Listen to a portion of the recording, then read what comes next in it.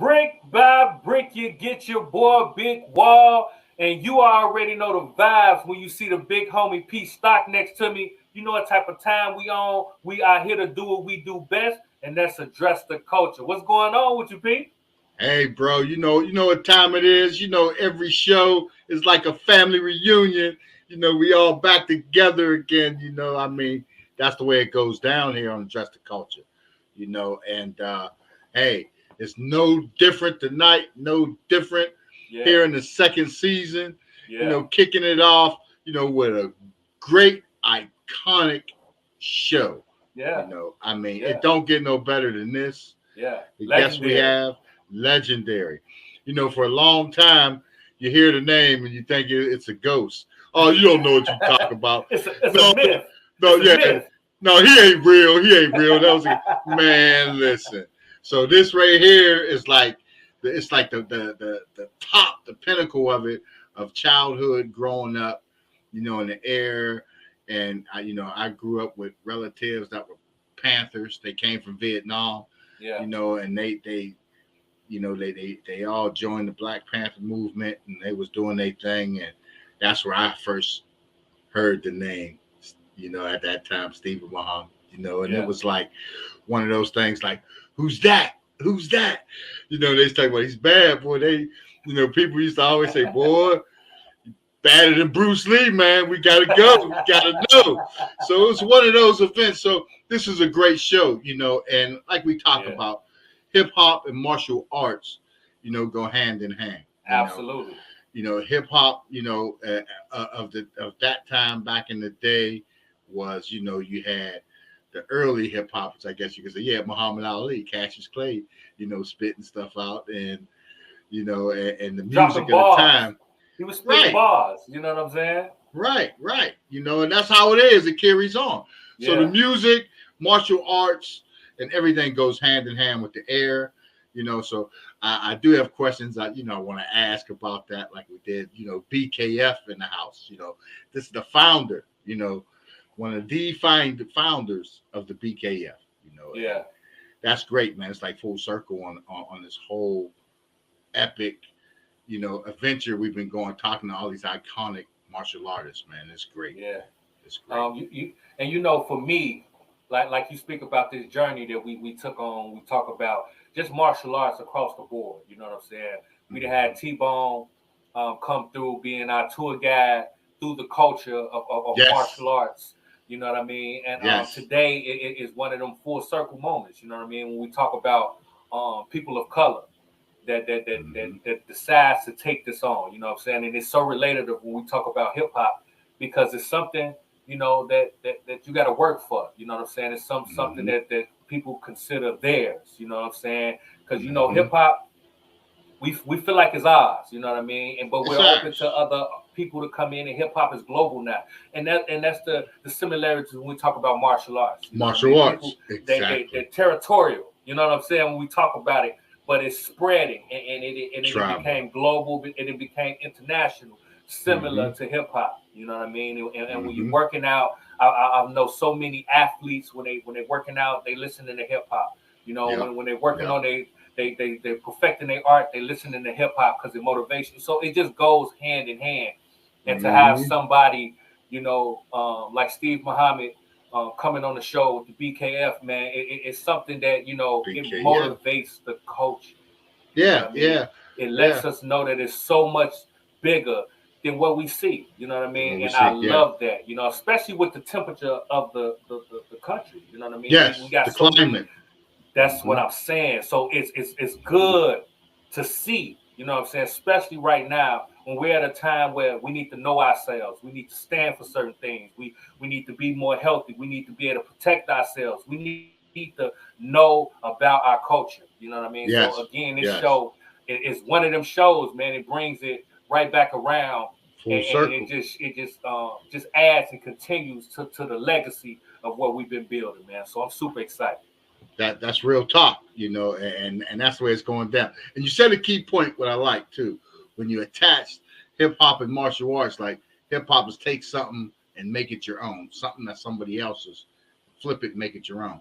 Martial arts, same way. You take different pieces of different arts and crafts and make it your own. We learned that, you know, the whole way, you know, so, and it's great. And I think we're at the top of the food chain in that category of martial arts and fighting systems tonight here with Steve Muhammad and his guest and our other guest, Rita Joyce. This is a great episode right here. Absolutely. So look, y'all already know what we're going to do. We're going to take us a quick break, pay some bills, and we're going to be right back with that boy T-Bone, you know what I mean? And we're going to get it jumping. You already know the vibes. We'll be right back after these breaks.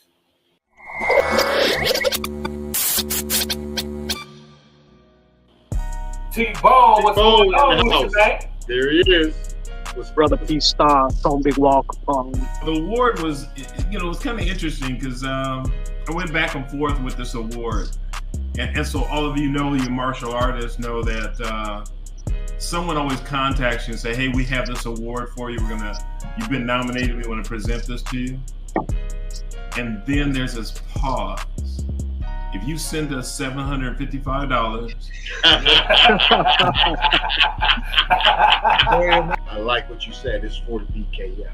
Yeah. He's representing the BKF. So it's everybody involved. Whenever you got it, the whole BKF. Absolutely. My name's Dennis Odambo. I was trained early '98 by my grandmaster Ahmed Adelaide, and I was close to him so much. What I can remember so much is when he hit me hammer fist to the groin. He's like, I don't want to hurt you. I was like, what are you talking about? You're only 10 years old. He kicked me right in my scrotum, dude. And I fell. And when I fell, her eyes got big, and she turned around and said, when I get myself together, I'm going to kill you. So on the way home, on the way back to the base, I'm like, man, this 10-year-old girl, I'm thinking this should just kick my ass. Wow. Man, I got Dress the culture, I'm address the culture, we gon' talk about it. Come address the culture, we gon' talk about it. Come address the culture, we gon' talk about it. Come address the culture, we gon' talk about it. Come and address the culture, huh?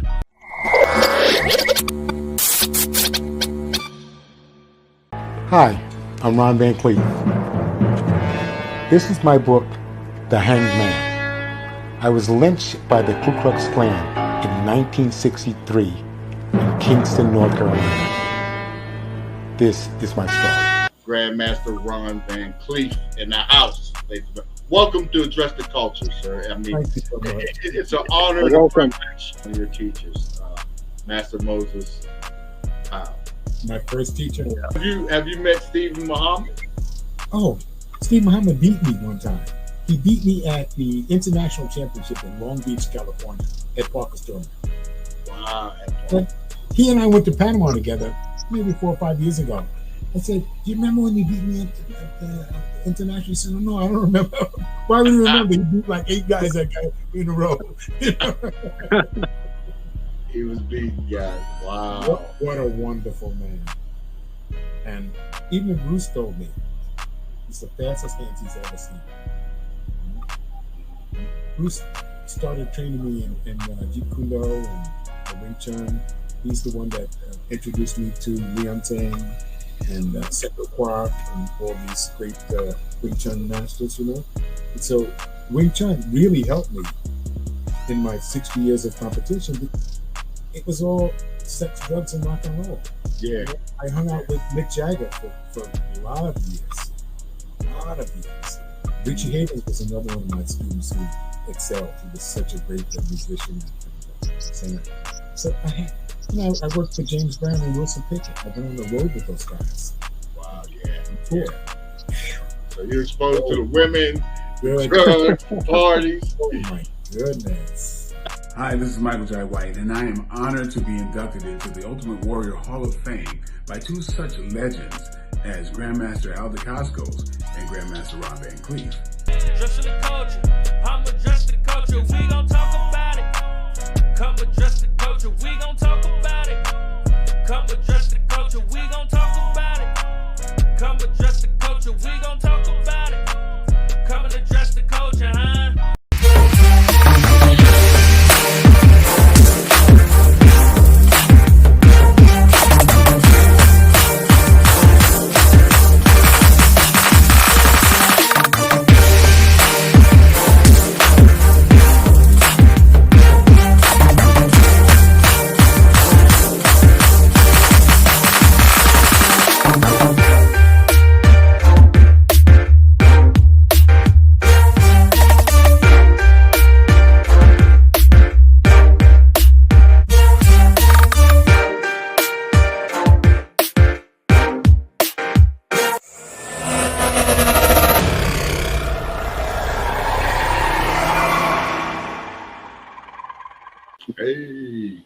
We are What's going back. on? We are back. T-Bone. How's it going, Back. fellas? Season 2. What Season 2. what an unbelievable season 2 opener, man. We have SIjo Steve Muhammad on the show today with his top female category black belt, Rita Joyce, who's also a healer, and she was healing at Legacy 9 Las Vegas, you know. But, you know, growing up as a child in the 60s, and the fact that my uncle, Sonny Paulbrica, he was a writer for Black Belt Magazine when it was O'Hara Brothers. And he was here in Northern California, but he also would stay up in Long Beach and travel around writing various articles. So we always got those older Black Belt Magazine articles that he had written, some of Gogan Yamaguchi, Masayama.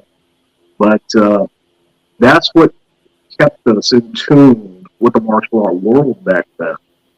And the gentleman we have on the show today, I remember reading about him as a young child, you know, and the influence that he did in so many of us, you know. I mean, I've read articles where Bruce Lee said that SIjo Steve Muhammad had the fastest hands he's ever seen. Yeah. So you know, to have a man like that, and then watching Enter the Dragon with Jim Kelly, paying respect to SIjo Steve Muhammad's school in the movie, that really identified a lot of us kids growing up at that time period who he was, other than reading about his fights at Long Beach International or worldwide. Very, very accomplished martial artist, you know, it still is.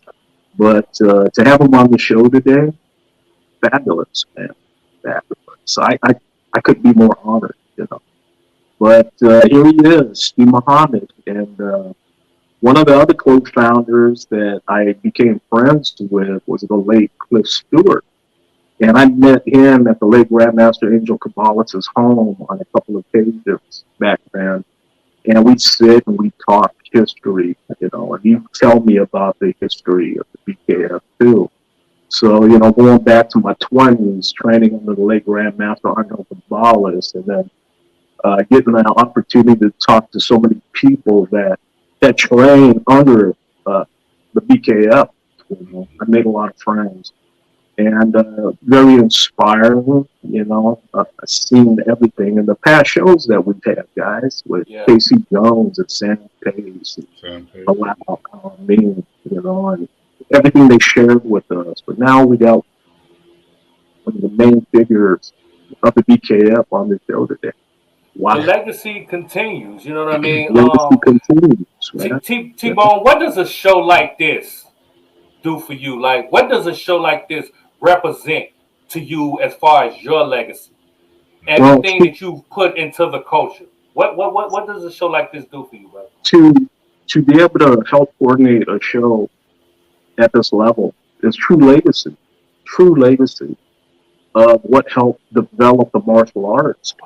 You know, you have all the great martial artists from Hawaii that came here. And then by them coming here, and matter of fact, my late uncle Sonny Paulbrica, he was responsible for bringing a lot of the martial artists from Hawaii here, because that's where he was from, you know, and he trained under Okazaki Sensei, you know.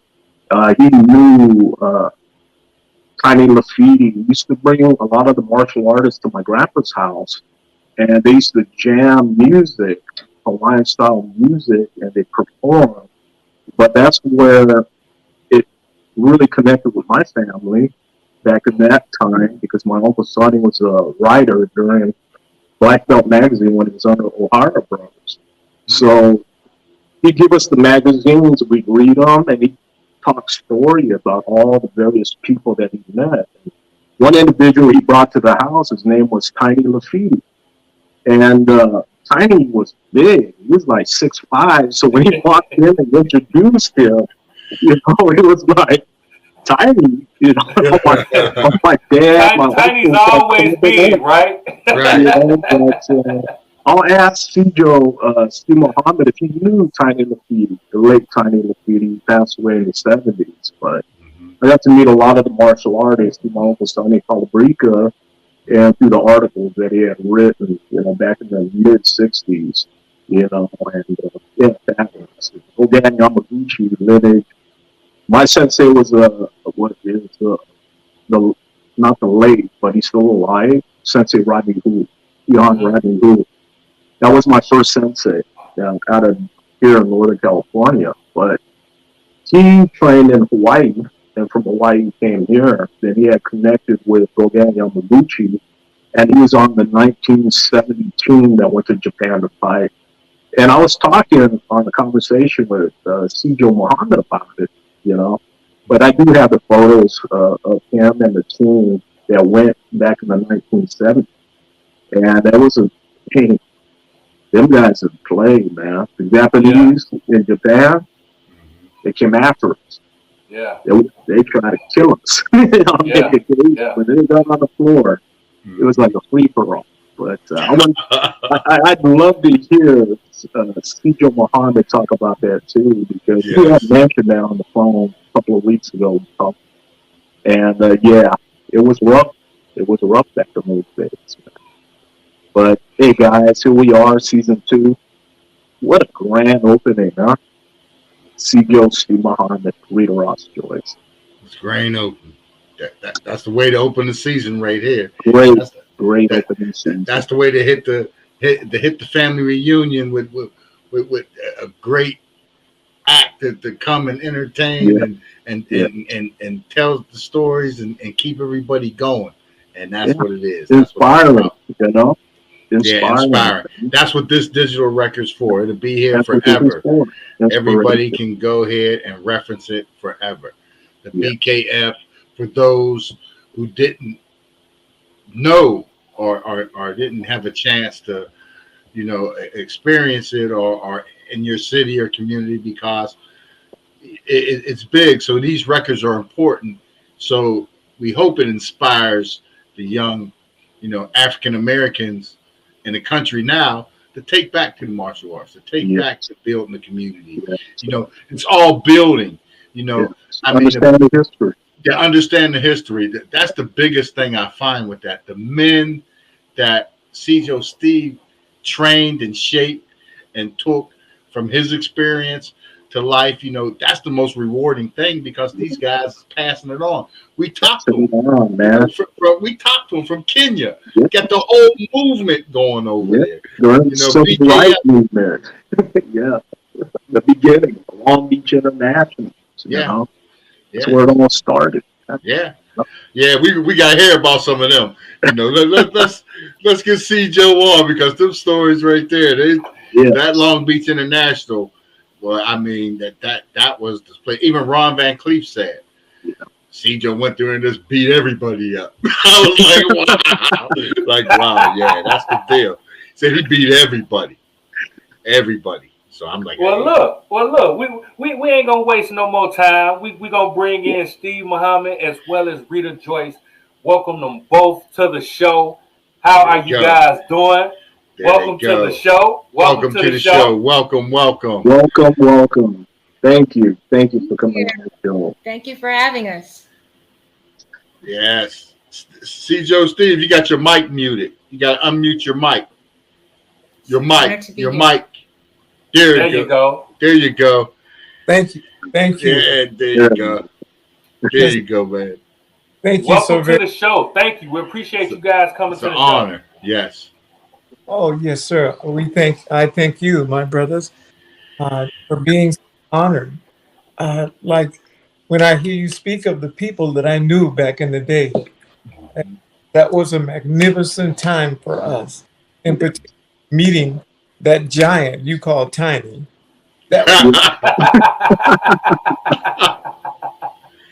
That was the biggest man I've ever seen in my life.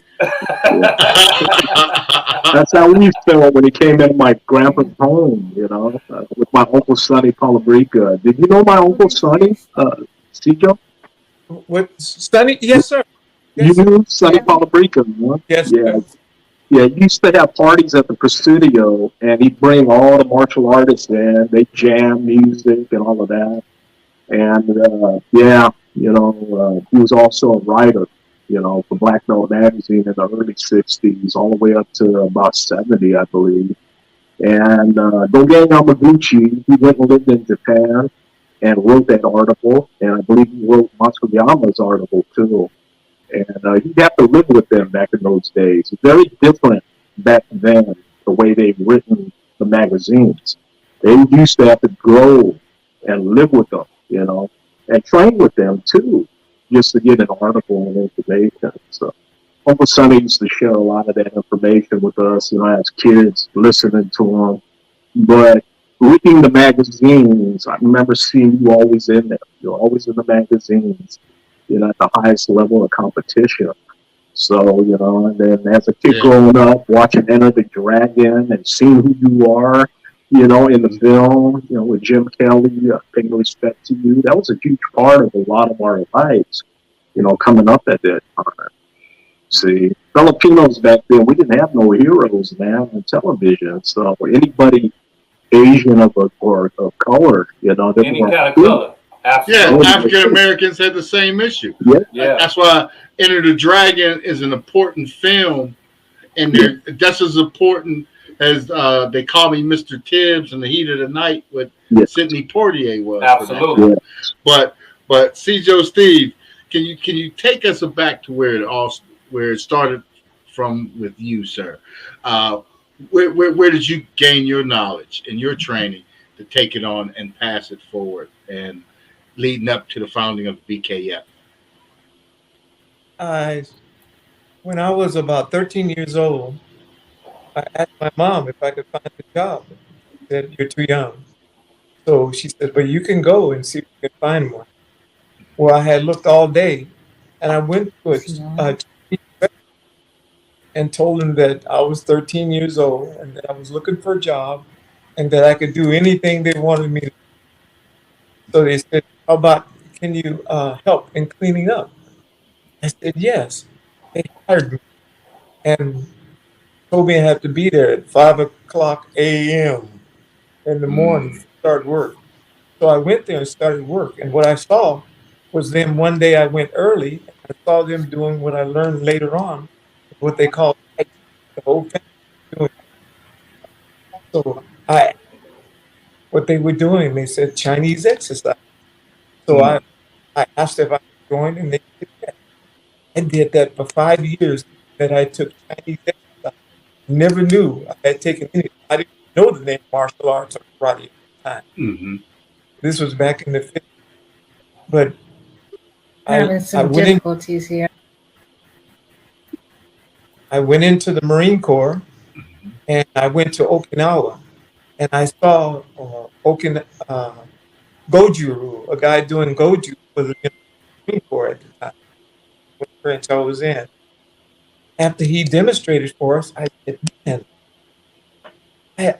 I can do something similar to that, but I don't understand why it looks similar."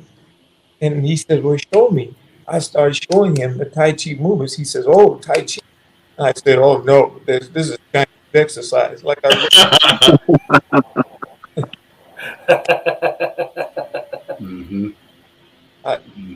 back to and I went, this was about 64, I think. I was in the Marine Corps, and I was driving down the street, and I saw this sign. I think it was said Ed Parker for Karate, something like that, West LA. And I went inside, and the teacher was Danny Inosanto. That was my first teacher. Danny Inosanto, wow, yeah. That was my first teacher. And that's when I started to meet Gregory Master Parker, Chuck Sullivan, and all those guys. But that was my real introduction to the martial arts. Yeah, Sijo, my mom and dad, they went to the same schools with Sipo Dan and Santo, They went to the same grammar school, middle school, high school together. And they were friends growing up here in Stockton. So, you know, for him to be one of your first teachers, you know, that's amazing. Very amazing. Yes, sir. And I actually stayed under him until I made brown belt. And I saw Chuck Sullivan. And Chuck Sullivan came by. And I said, that guy's about my size and everything. I said, man, I wonder if I, like I was in the Marine Corps, I said, I wonder if I could transfer over to his school. So I went and asked him if I could transfer. He says, Steve, you're not in the military. He didn't know I was in the military. He said, you don't have to come over. So I made black belt under Chuck Sullivan. From that point, I continued on from that point. So in the beginning, from your journey from the beginning to you getting your black belt, was it difficult being a man of color coming into something like this? African American. You know what I mean? Were you accepted, or was it something that you had to earn, or just what was your experiences? You know, because like we've learned, the more we've gotten into this, that it's territorial. You know what I mean? Tribal. It's very tribal. You know what I mean? Like you not only do they want to keep the secrets within themselves, they want to know that you're serious. You know what I mean? Like they don't play no games. Like you have to be true to it. So in your experience, just being a black man coming into something that was unfamiliar to you, what was your experiences in the beginning? Oh, yes, sir. At the West LA school, they really didn't want me. I was the only black that was in there. Yeah. And they really didn't want me there. But Danny, and when he let me in, I thought everybody who wanted to beat me up and did beat me up. Yeah. I used to look at the blood on the floor and on the walls. I used to, is that all mine? Because he stopped me and everything. And so one day I said, Danny, I said, you know, I'm tired of getting beat up. He said, do something about it, learn. So, now that sounds great. Now how am I going to learn? But when he started teaching, I started learning just from what he told me. Learn. Yeah. Learn how, you know, I started doing that. I was fighting this guy named Scotty Lauren, which was the baddest white boy in school. Baddest white boy I had ever seen, really. Yeah. So we got ready to fight, and he did like a feint. I shift back. I thought to myself, I said, saw him. I saw him move when he moved. Yeah. Yeah. Every time he moved at me, I would shift away. He told me, why don't you stand and fight? I said, I'm going to try. So I started making little quick movements in the groin. I really kicked him in the inside of his leg. Became very angry. And, I turned and ran. They made this man mad. Me. Woke up the beast. When he went over I went over by the wall, and he punched at me, and I looked over my shoulder because I had my back to him. He was throwing a punch. I slid down the wall real quick. He knocked a hole in the wall. So he was mad trying to get you. Angry about it. So that hole was meant for you, huh? That's right. Yeah. I had nerve enough to stand up and say, let him go. I didn't really mean it.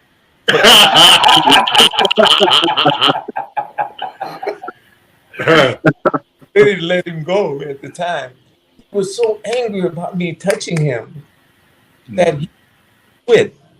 I didn't speak to him for about 30 years. And Chuck Sullivan says, I have somebody on the phone for you.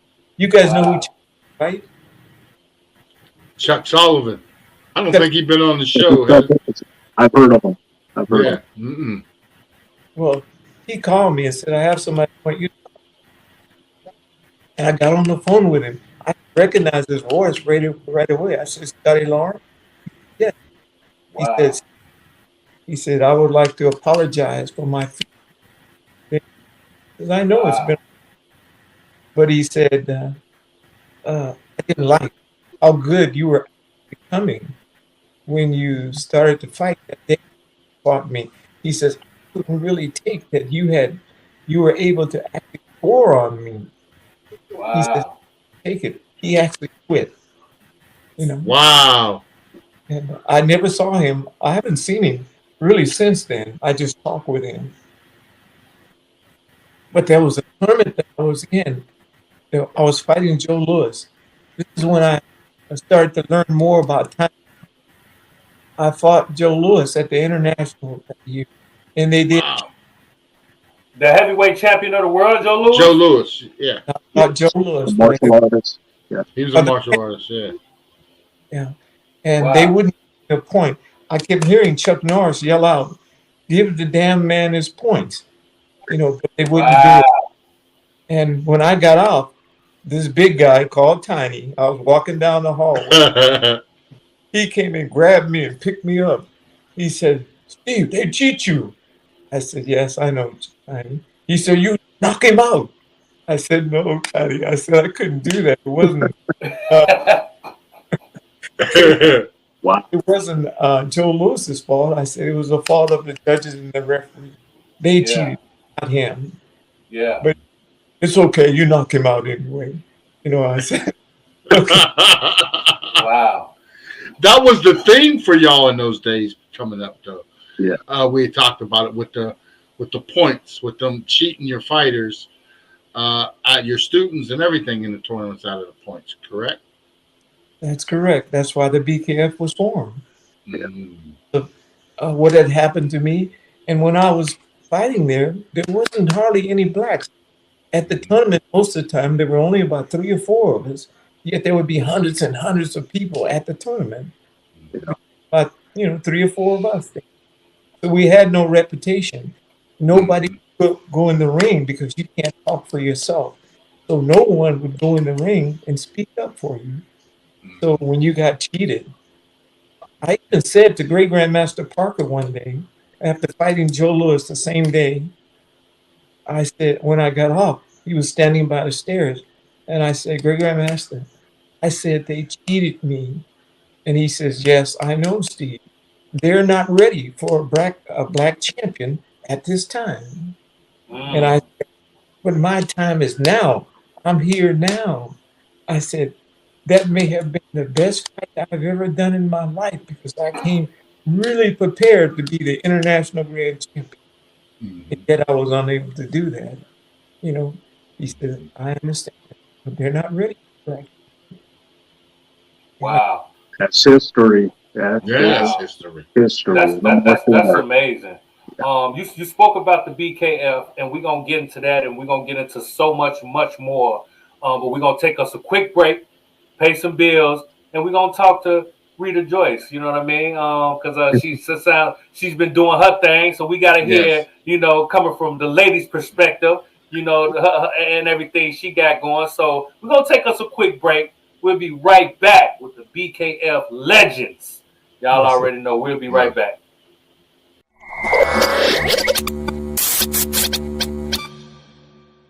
We got the one. We got the only. We got that boy Ace Hood in the building. I just needed to go through my process. But for me, what I learned about myself is that I was like, when I was with the major label in this situation, I noticed how much power I gave away, how much ideas and yeses and okays that I. What would, when we talk about just the beginning, what would Blood, Sweat, and Tears Ace say to Energy Ace right now? Oh, man, I'm proud of you. The reality is, man, it's like, this is what I learned.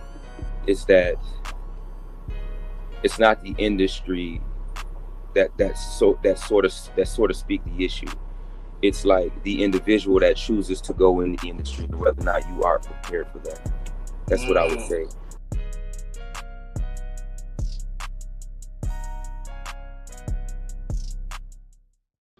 And I learned that positive attitude in my life has got me where I'm at today by understanding that we're going to have some falls. But boy, it doesn't take us going homeless to get there, you know? That's the fall we don't want to do. So I want to try to help us get out of the fall. And that's why I liked about Dr. E is bringing up the opportunity to save the homeless. You know, and every idea doesn't always go the best you want it to go. Let's be honest. But what will work if you put your mind, heart, and soul into it. Put God first, and you can make it. And I think if we can do that right now, we can really help everybody get ahead in a better realm, you know? So... So not only that, you guys, we are also award-winning cream, Arizona Cannabis Music Awards Festival, Best Topical Arizona, sent to Nova Scotia for all of our veterans out there as a battle bomb. Talking to Dr. Judy Mikovits about saving how many people we can do. She calls us the miracle cream. Everything I gave out started healing everybody as it does every time. I love you guys, man. Woo!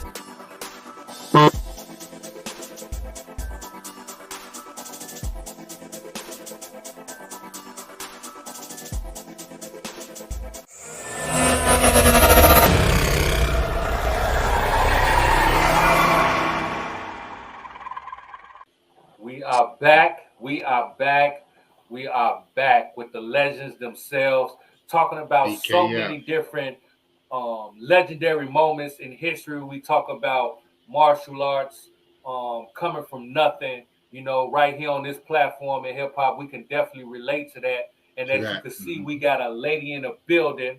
You know what I mean? Don't get it twisted, because she will put hands on you. You know what I'm talking about? Steve, Rita, your mic is off. Rita, you can unmute your mic. And Steve, she's your student, SIjo Steve. So give us a little, give Rita an introduction. You know, let them know. Oh yes, sir. She came to my school. And what year was that, Rita? That you came to my school? I couldn't hear you, sir. What year was that you came to my school? I came to your school in 1981. In 1981? Wow. I think we were on Crenshaw. I came in 1981, sir. Yes, ma'am. We were on Crenshaw. When she came into the school, I thought she was about 13 Broadway. years. We were at Steinway. Dressing the culture. I'm adjusting the culture, huh? Adjusting the culture. I'm adjusting the culture, huh? Adjusting the culture. So yes, I started with Josie Steve in 1981. And that was the most momentous time of my life. So just tell us about that time in the beginning when you first started and you was trying to just get your foot in the door, because like he said, when he first met you, you looked like you was 13 or 14, but you was actually 19, 20. You know what I mean? And he said a great line. He said he wanted the ladies to fight like a man and walk away like a lady. You know what I mean? And you became a force. You know what I mean? So can you just talk about just your experience coming up in such a legendary organization that helps so many people learn how to defend themselves as an entire lifestyle? It wasn't just about fighting. It was a lifestyle. You know what I mean? So can you just talk about your journey and some of the things you learned from such a legendary organization? Absolutely. When I came, I didn't know what to expect. It was my first, he was my first instructor, my first encounter. And he was mean. He was a mean, lean fighting machine. We heard that before. We heard that. But you know, that's what kept me coming back, though. I came my first class, and it was like an addiction. I had to come back for more. And I kept coming, and he made me stronger and made me faster. And I always said in the beginning, if I can be a tenth as fast as he is, I would be happy. And I'm still saying the same thing. Yeah. That's right. He really empowered me to fight like a man and walk away from a woman, because we had to fight. There was not a lot of women at the time. There was just a few of us. And so the majority of my classmates were all men. And so I had to own up.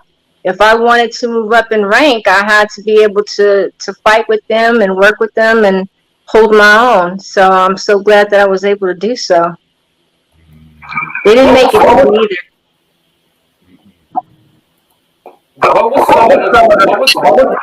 What was some of the things that you learned, like just personally, that helped you throughout your life? Some of the skills and lessons that you learned just coming up, developing in the culture. Stay focused. To be disciplined. You have to motivate yourself because nobody's going to fight for you. I knew in the early 80s and late 70s that if a woman needed help, that she couldn't depend on someone else to come to her aid. So for me, it was about surviving and be able to get out of situations. So it helped me to manage to get out of dangerous situations and just to be a stronger woman, but yet be a female. So made it kind of tough in dating arenas because a lot of men look at me as being intimidating, and I'm like, how am I intimidating? But I was.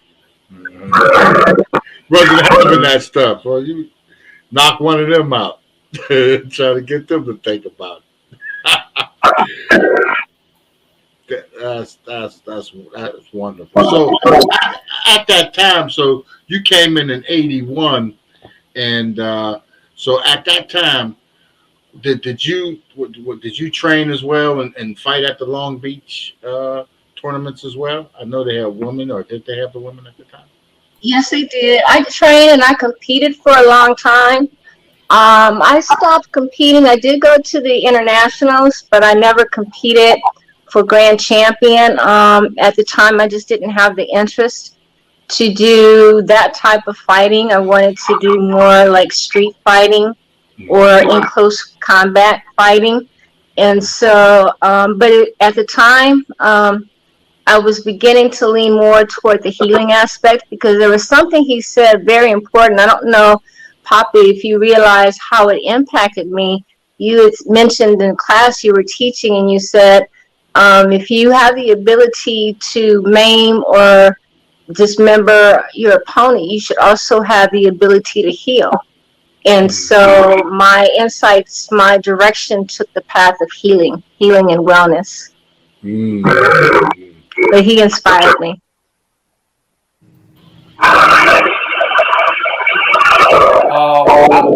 I love that. I love that. How you came from learning the art until healing in the art. You know what I mean? That's a growth, and that's one thing that me and P always talking about, that we love about the culture, the evolution, right? Because just because you come in one way doesn't necessarily mean you're gonna end up being that way. You know what I mean? That's right. And that's one of the things with hip hop as well. You know what I mean? So many people come in in so many different aspects, and they come in as an artist, but end up being an owner, a CEO, being going into so many different other lanes because hip hop management. There's so many different lanes within hip hop, and that's what we're learning. Another correlation with the martial arts. Okay, you kind of talk to us and explain why you chose to go that route and how has going that route made you grow. You know, just as a person. You know what I mean? Absolutely. We don't realize the impact we have on our bodies when we're doing all this hard training, and we're pounding and we're hitting and we're kicking and we're punching and we're hitting objects and breaking bricks and we're breaking boards. The impact it's having on our joints and our body. Everything is vibration, and we're vibrating that energy and frequency through our body and through our joints. And so more and more over time, as you notice, we don't pay attention to it in the beginning because we want to be that warrior. We want to be the strong fighter, the strongest. But what happens over time, the joints and the muscles start breaking down with age, with anyone, and we start having hip issues or knee issues, or a lot of people that I know in the arts, they're having some type of injury that they're still recovering from. So it's important that you do self-care during your journey and don't wait until you have an injury, but just do self-care like massage or acupuncture or chiropractic and eating healthy. That's nutrition is number one, so that your body can be able to withstand going through the training and being able to have longevity. So, but it's been very impactful for me because it's become a way of life for me, and I really try to help others find their way. That's good. You know, Rita, Palakanamo was supposed to be on the show today, but his cousin, Kaipo Tulasaga, passed away yesterday. Okay, now, Kaipo was with him at the Long Beach Internationals the week before the event for the big guy. And I'm glad he got to make that event because he got to come to the Legacy Line. And he's been to a couple of the legacies too. And, you know, I'd like to let you guys know that the late Tino Tulasaga's youngest son passed away yesterday, Kaipo Tulasaga. So. That's deep. That's heavy. Within the healing side of things. And we're going to have Rita back on with Palaka. You know, we're going to have that show, that episode too. And Sijo Steve, I want a quick question. I want to get back in the day with Long Beach and in the early days with the forming of BKF. What was the impact that Yunts had with the Black Panther movement, as well as the movement's impact with the BKF, and the good, because as well as the Black Panther Party did early on with the social movement and programs, which was needed then and needed today in the communities. But the BKF did the same thing with men and women, taking them off, giving them a place, showing them how to fight. But what was some of the impact that gents had with each other and with the climate back then, with the racism and everything, with the points cheating and shaving? And there was also a 8 precinct clear out at Long Beach International one time, right? Oh, yes, sir. When we went to the Internationals the first year that we formed the BK, well, it may not be the first year, the next 2 years, we were forming the BKF. We went to Long Beach International, and we were standing outside waiting to get in. And that had never happened to me before. Usually someone just say, come in. But because about 120 of us that went to the International, that was the biggest group of Black people they had ever seen at the International. But I wasn't thinking about that when we had gone. All of a sudden, Long Beach PD, police department, showed up. And they asked me, what's going on out here? I said, I don't know. He said, we're here looking for a group of people that they say is going to probably come inside and, you know, create a lot of problems inside. So I said, I don't know who they are. And he said, he went back a little bit and come back and he said, do you know anybody by the name of Steve Sanders? I said, yes, that's me. So someone told him who was in charge of the BKF at that time. Right. Says, wow.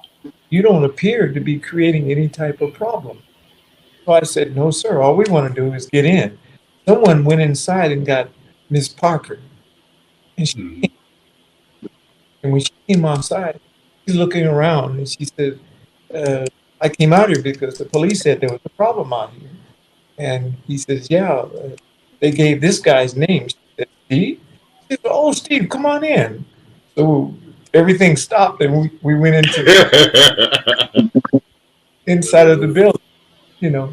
And she said, I'm so happy you guys got with you. I said, about 120. 120? I said, this is our first tournament as a group, and we would like to come in. And I guaranteed her, but they seemed to think we were going to create a problem. I Yeah. said, my children are well disciplined. We will have no problem. She told me, she said, Steve, your word is good. Come on in and have a great time. And we did. We had a great time that year. But the first time we went, they did not want us. But now they have a problem because now we can go in, myself and some of the older guys like Big Cliff and Jerry Smith, Donnie Williams, like that. We could now go into the ring and speak on behalf of our students. We can do that before. We couldn't speak for ourselves. Right. Now they can see there's a problem brewing because now they can stop the ring and say, whoa, you're cheating my people. Right. And I want to stop. You know? So, a big voice to question cheating. And we have over 100 fighters in there.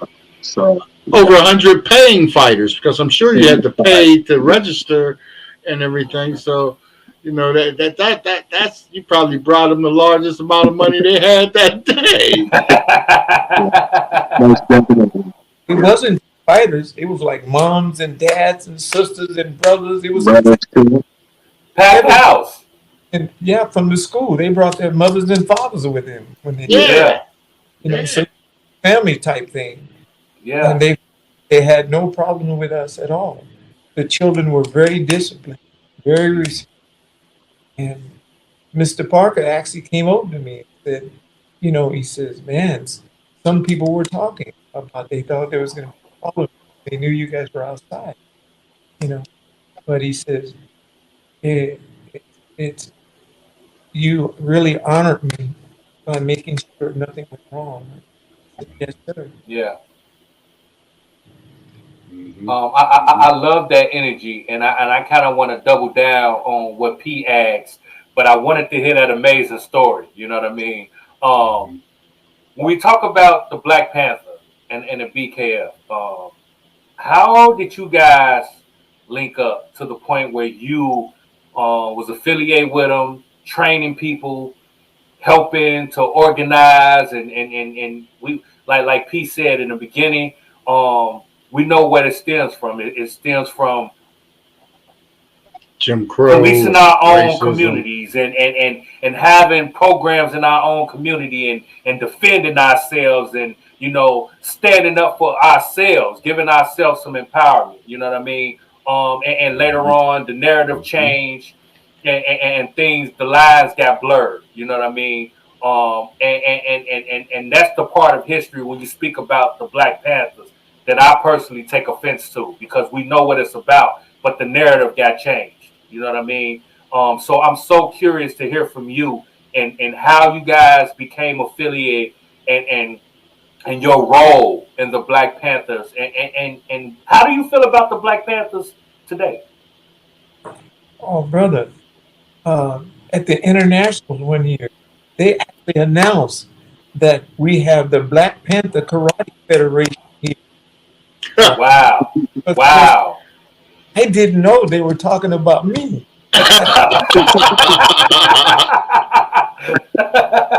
And they said, and the leader of the Black Panther Karate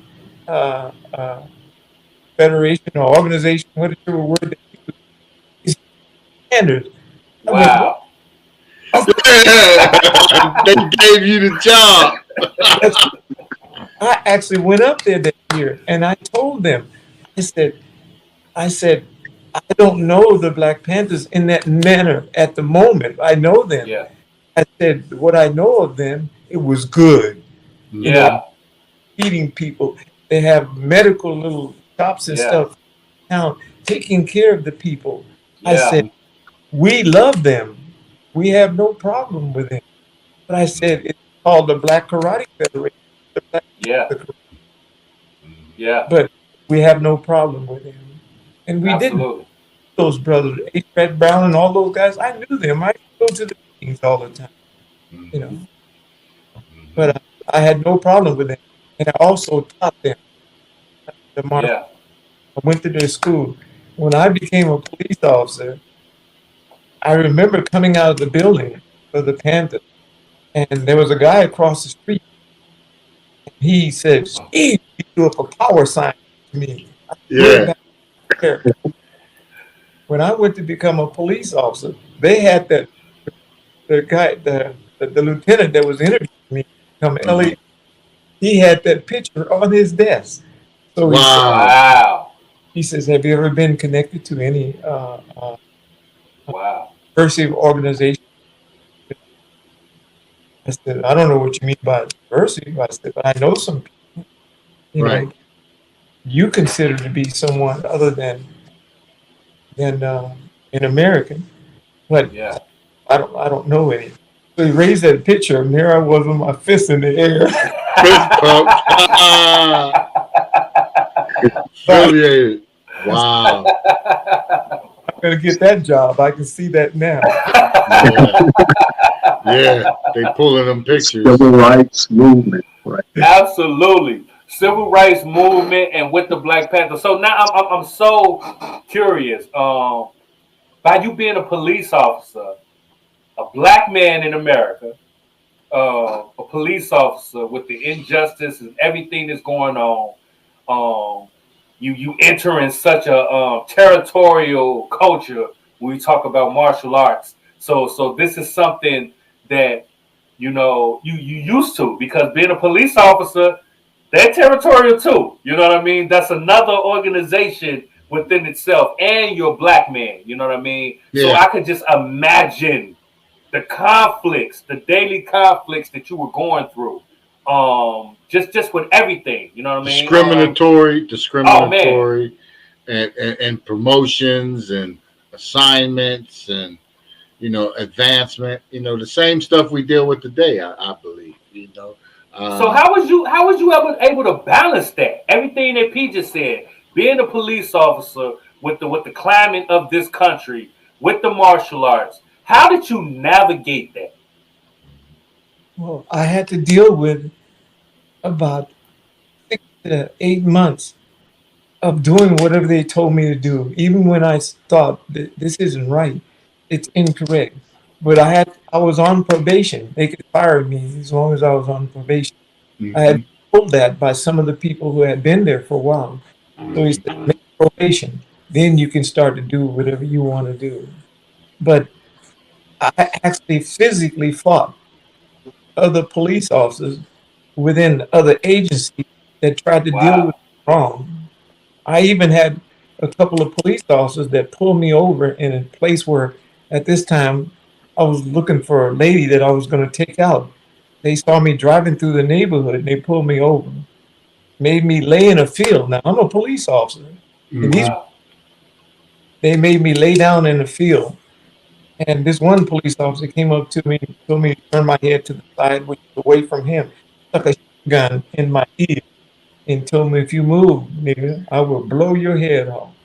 I didn't say anything. I just laid there. He started and he found the gun. And he says, this nigga's gun. Told his partner. When he searched for more, he was mad. And this nigga is a cop. So the word nigga out of it, told me to let. And if I move until they took off, I was so angry about it. Tears coming because here I am. I'm a cop and I'm man by white and went looking for them. Not thinking never find them. There's hundreds of cars shooting all over the place. So I couldn't. So I knew that they were sheriffs. So I went to because there would probably be local within the, but I didn't get no job there. Well, we'll never find. We won't know, and we're not going. But I started that time that you learn yourself or manipulate yourself, move in such a way where you can keep your job, but yet you have to be able to stand up. So I learned how to win, but also when the step back is out of hand and it's obvious, they can also get fired. But as I continued on, I got stronger in the way of how to deal with them because I began to learn how to manipulate the language, but not only how to manipulate myself within that work. Mm-hmm. Mm-hmm. I think when I left there, retired, I stayed there for 27. I had respect from many of them, but there were many, especially the good old boys. But there was nothing that he could do about it. Because you were in L.A., right? That was L.A. County or Los Angeles County. It was L.A. County. Mm-hmm. LAPD. Oh no, L.A. County. LA County is different. Yeah, they got the county, and then they got the PD, and got the different sheriff department and everything else. What I see Sijo Muhammad had to go through was one of the highest levels of mastering humility throughout that time. To master humility, to get through that, to continue being a police officer. Mm-hmm. You know, I could imagine. I could only imagine what that was like, to stay focused and have your students, you know, everything else, but having to put up with that on the job. I know you want to whoop a butt every day. Absolute humility, yes, at the highest level. So I commend you for that. You know, during that era, during that time, what you had to succumb to deal with that amount of ignorance. Yeah, you know, and that's what it is. Too, you know. Mm-hmm. Wow. You know, they it got so bad one couple of times. I'm in the office on the phone. This guy from LAPD came up and said, "I need some help," and I need some help now. I said, "I'm on the phone. I'll be with you in a few seconds." This guy actually grabbed the phone out of my hand, threw it down on the floor. And he's a police officer from LAPD. I didn't know I was going to hit him, but I did. I hit him and he went down. And when he went down, I kind of straddled him as he went down. I got a chance to hit him 2 more times. Yeah. My partner grabbed me and threw me out of the door, you know. And they said that I sucker punched them. They wanted me to come down to the station, but we made it neutral. And we went to this park. Yeah. He wanted to fight me. Ah. Now he doesn't know anything about me doing martial arts. He only fight me and beat me up. And he's a Jew. He just know you black. That's all he knows. That's what he figured. Yeah. And he was known as a good fighter with LAPD. We went over, and when he came out, he almost used the word nigga. He says, "Are you ready? Are you ready?" I didn't say anything to him. So they said, okay, they cleared out the room, and it was like a place where they lift weights. They cleared the room. And when they cleared the room, they said, okay, you can begin now. They came out with him. They were fanning him like he was the world champion.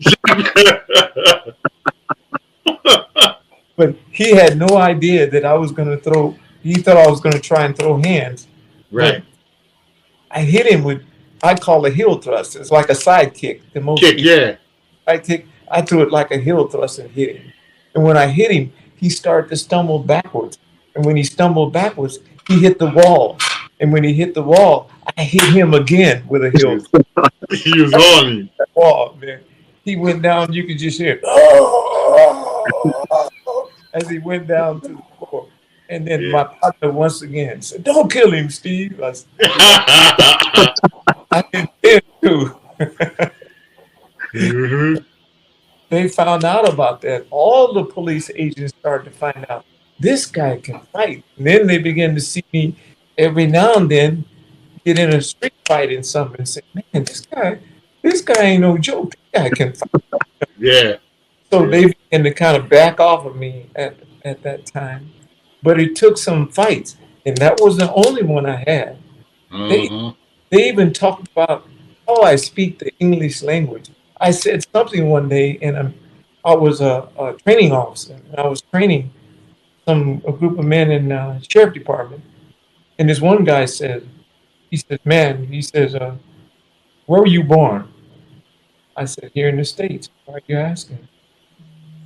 He said, when you going to learn how to speak English? And I kind of looked at him and I said, I tell you what, if you teach me my original language, then I will speak yours better. He looked at me as like, what the heck you mean, your original language? Like I didn't have it before they brought my people over here. I didn't have another.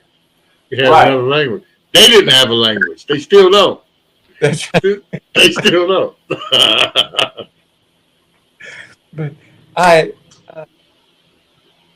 finally learned to manipulate myself within that type of, I guess you would call it atmosphere, where when we stand up, I never back down to any of them. I didn't care who they were. I never back down anymore, because if I'm right, if I'm wrong, then I would say, I was wrong. I'll correct myself. But when I was right, I never backed down.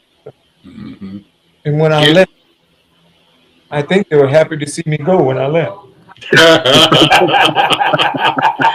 they knew none of them could beat you. They knew none of them could beat you. You know, so I mean that's great. You know, and I never knew that. I never knew that you were a law enforcement officer in your career. Oh yes, sir.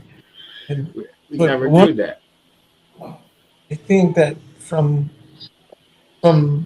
I developed another way of fighting just from fighting on the street and fighting them. I actually developed a way of generating more power than I had ever generated before. But then part of that was because I worked undercover in East LA. The Mexican brothers would fight you all day, all night. I love it. I love it. I love the journey, right? You know what I mean? Because like each aspect, you know, that we spoke about can be a story within itself. You know what I mean? And they all have their own traditions.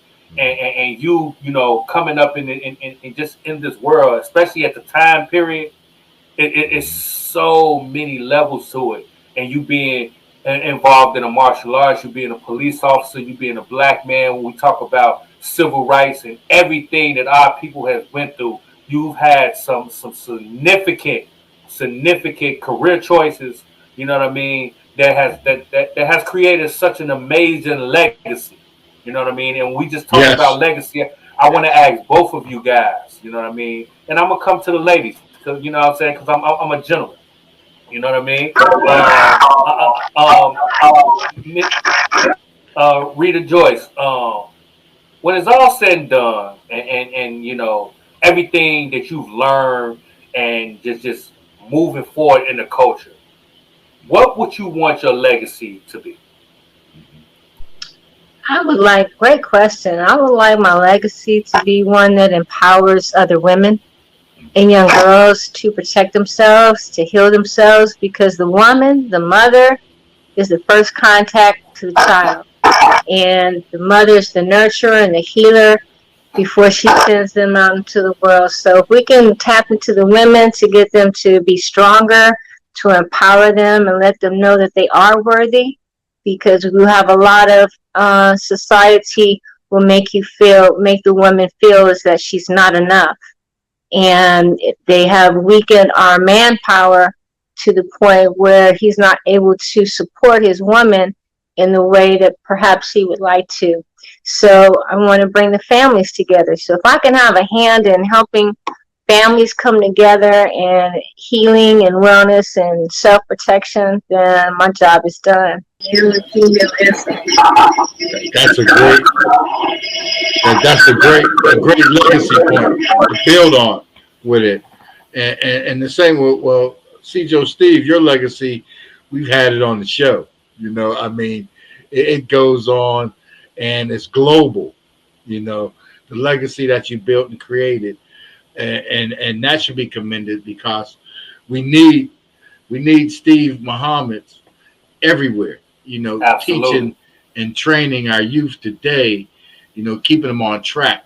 You know, it's hard because they took all the activity from our youth. So now our youth don't have nothing to do but play with guns and kill each other and everything else, you know. And to me, it's by design. You know, it's all part of their master plan for, you know. But you know, it's commendable, and we need that. And Rita and Steve, we definitely want you back on the platform, you know, going forward future, because your wisdom and your experiences are needed, and we need our youth in the future to see you. You need to be more visible now. I mean, I understand you were and you are, but more people know. There's a lot of people that's been telling me, when you get Steve Muhammad on your show, let me know whatever it's going, you know, so they can let everybody know. And that's the impact that people say, you got who? You know, I mean, they're on it. Let me know when that show's running. So it's an honor and a privilege to have you on. And we would like for you to address the culture. You know, you're home away from home, the both of you, you know, with Darren T-Bone, you know, and everything to come through and spread wisdom, you know. And if you have any words of wisdom that you want to spread, you want to record them, send them over, and we'll run them to pair them like a wisdom of the day or of the month. Take this wisdom and go, you know, so we can motivate our youth and let them know that, you know, we come from this lineage. You know, you can do it. You can strive to help and advance yourself, you know, with that. Could I say one more thing? Yes, absolutely. Drop us, hit us with your wisdom and your knowledge. It's all day long. Absolutely. All day long. Let's go. I have brought into existence a science for fighting that is based off of Kempo, Wing Chun, Tai Chi, and boxing. And the science that has been created, and I'll tell you what I use each one of them for first. Kempo is my base of foundation. Wing Chun is for trapping and center line. Tai Chi is for footwork and fluidity. Boxing is for hand speed and targeting. It is a mathematical fighting science that can be actualized, 100% true, accurate, and precise, absent of doubt or fear, that has the ability to speak a water language of pure fluidity by flowing, shifting, changing, and creating, which is adaptability. It has the ability to seek and conform. I use seeking as offense, conforming as counter offense. And water has no defense in it. It will either counter or it will be offense. And in teaching them the science of fighting, the thought of losing, quitting, or having doubt does not exist. In my head, my heart, nor my weapon science. If there is doubt, there is no doubt. I will make or find another way. And there's always another way. That is what I'm teaching now. But the science in which I'm teaching, I heard Bruce Lee say one time, if you put water in a teacup, it becomes the teacup. I didn't know what he meant until I started to study water. Once I started to study water, it cannot be stopped once it's moving. It will continue forever as long as it's moving. There's nothing that can stand in front of water. It will make or find a way. That is the science that I have taken, over 40 some years to actually bring into existence. And Great Grandmaster Parker told me one day, he said, Steve, take what I have given to you and make it your own. I have done that now. So I would like to present Himwing Tai Bak. That is the name of it. Himwing Tai Bak, Kempo, Wing Chun, Tai Chi, and boxing. And I thought of that by listening to Tino and when they brought in Lima Lama. And I said, man, I know a little bit about, I only have a base in one, but I know a little bit about these other three sciences. So I'm going to see how I can put them together. And in that fighting science, you can actually see them within that fighting science. And I use angles of 45 and 90 degrees. No other angles than that. Every time I punch or kick or move against an opponent, he's either going to speak a language of 45 or 90 degrees. All I have to do is read that language and kill him. And so I would like to introduce that to the world. Himwing Taibak. Wow. Wow. Wow. And look, and you did it right here. Right here. On the Dress the Culture. You know what I'm talking about? Beautiful thing. Beautiful thing. That's what I'm talking about. You know what I'm talking about? Yes, sir. Yes, Yeah. I wouldn't have it no other way. You know what I mean? And what we're going to do, we're going to have you back. And we're going to go into details. And we're going to break it down because I really believe as a culture, you know, being a black man in America, we need that. You know, like we need something in our culture that gives us respect, gives us discipline, gives us a sense of empowerment, self-awareness, health, culture, understanding, building a foundation. We need something like that. That gave me chill bumps because that is bigger. That's bigger than just learning how to fight. That is a lifestyle. Bigger. Yes. That is a lifestyle. And we all are fully aware that our existence was snatched away from us. You know what I mean? We really don't know everything that we supposed to know. But something like that can start a foundation. Something like that can start a tradition. Something like that can help our culture reach back and understand and want to know where we come from and want to believe that we are who we are. So I love that. I love that, and I champion that, and we're going to discuss that, and we need to promote that so more people can contact you and more people can get involved so that can change the course of so many people's lives. Because if people have the discipline and the understanding that you teach and that you have spread it throughout the culture, it will make us as a race a lot stronger. You know what I mean? Stronger. So I love that, brother, and thank you so much. If no one has told you that, thank you, brother, because that is so much needed in our culture. Yes.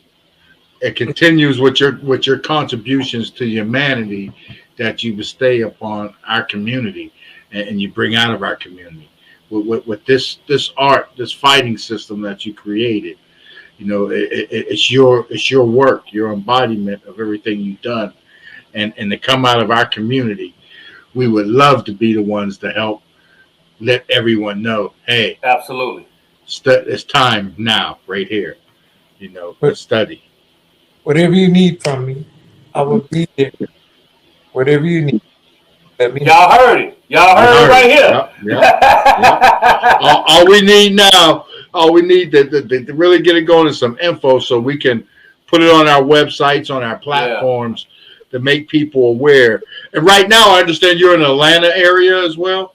Are you on the East Coast? You're in Atlanta area? Okay, yeah, we got reach out there. You know, so we got people that's going to send some people to the school, whatever the information, where they can go and get it and everything. And Rita Joyce, you on the West Coast side of things too. No, you're not. Not anymore. I was on the West Coast. I'm on Georgia as well. I'm in Brunswick, Georgia. But I just wanted to make an announcement. My business partner's sister, martial artist, Grandmaster Deidre Cole, and I are hosting a women's martial arts firearm certification class in February next year, February 4th. So I'd like to get some information out about that as well. It's going to be really smoking hot. So we have empty hand and we have loaded hand. Go ahead, speak about it. Let us know what we need to hear. It's going to be in Kennesaw, Georgia on February 4th on Saturday. And it's going to be from 9 a.m. to 4 p.m. It's going to be 2 hours of martial arts training or martial science training and healing with energy. And then the last 4 hours is going to be hands-on firearm certification and training. I can get that information to you, but it's posted on our website at bolivu.live.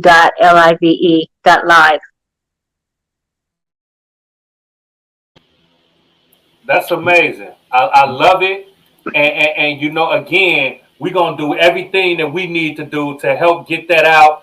I love the energy. Shouts out to you guys, man. You really made our first episode of season two. Just what I wanted, because it brought it back full circle, just like Darren was speaking about earlier. You know what I mean? And it's something that we needed. So we are going to continue to move the message. You know what I mean?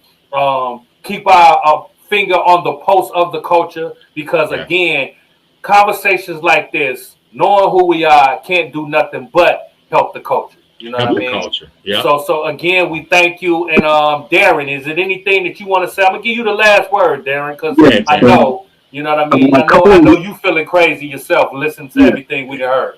A couple of weeks ago, when me and Sijo Muhammad spoke on the telephone, you know, in having GM Ron Van Cleef on the show earlier this year, I was wondering of creating a show with Sijo Muhammad, GM Ron Van Cleef, and maybe GM Alda Costco to all come together.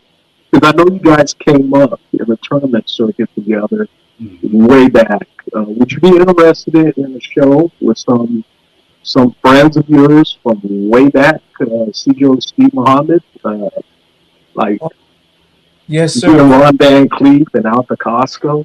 Oh, you got. Oh, yes, sir. yes. Make it happen, T-Bone. Make it happen. Make it happen. I think it would be fantastic if you guys could get together on the show and talk about the old days, you know? Yeah, Ron Van Cleef told me, he said, I said, Ron, I said, do you know Steve Muhammad? He's like, yeah, he beat me. He beat everybody.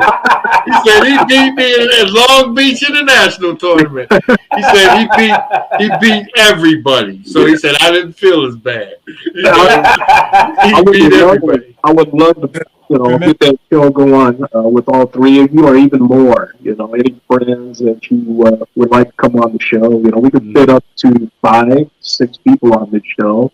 And if you want to, connect with some of your first students to come on the show, we can create that to happen too.